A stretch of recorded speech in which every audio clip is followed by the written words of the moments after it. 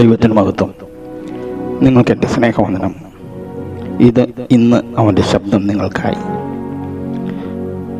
നിങ്ങൾക്കുള്ള ഓഹരിയെ പരിപാലിക്കുന്ന ദൈവം. സങ്കീർത്തനം 16:5. എൻ്റെ അവകാശത്തിൻ്റെയും പാനപാത്രത്തിൻ്റെയും പങ്ക് യഹോവയാകുന്നു. നീ എനിക്കുള്ള ഓഹരിയെ പരിപാലിക്കും. കർത്താവുമായുള്ള ബന്ധത്തിൽ ദാവീദ് സന്തോഷിക്കുന്നു. പഴയ നിയമത്തിൽ ഒരു പങ്ക് എന്തെങ്കിലും പങ്കുവയ്ക്കുന്നതിനെ സൂചിപ്പിക്കുന്നു.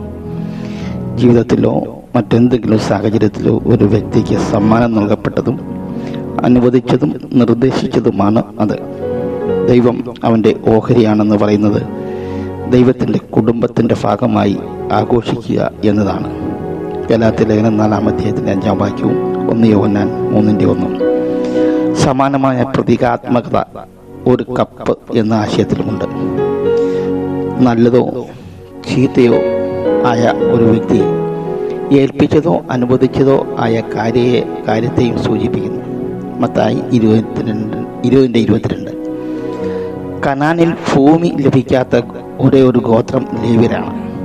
എന്നാൽ പൗരോഹിത്യം ചുമതലകളാൽ അവർ ആദരിക്കപ്പെട്ടു. അത് അവരുടെ ഓഹരിയായിരുന്നു. അവരുടെ ഓഹരി ദൈവമാണ്. നിനക്ക് അവരുടെ ഇടയിൽ ഒരു അവകാശവും ഉണ്ടാകരുത്. അവരുടെ ഇടയിൽ ഒരു ഓഹരിയും അരുത്. ഇസ്രായേൽ മക്കളുടെ ഇടയിൽ ഞാൻ തന്നെ നിന്റെ ഓഹരിയും അവകാശവുമാകുന്നു എന്ന് അരുളി ചെയ്തു. സംഖ്യ 18:20.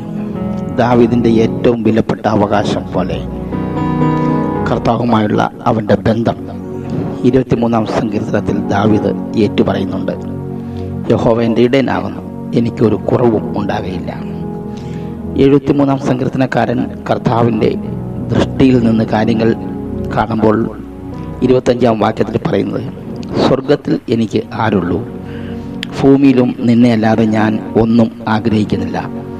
നമ്മുടെ ഓഹരിയെ പരിപാലിക്കുന്ന ദൈവത്തിന് നന്ദി പറയാം. ദൈവം നമ്മെ ധാരാളം അനുഗ്രഹിക്കട്ടെ. ആമേൻ.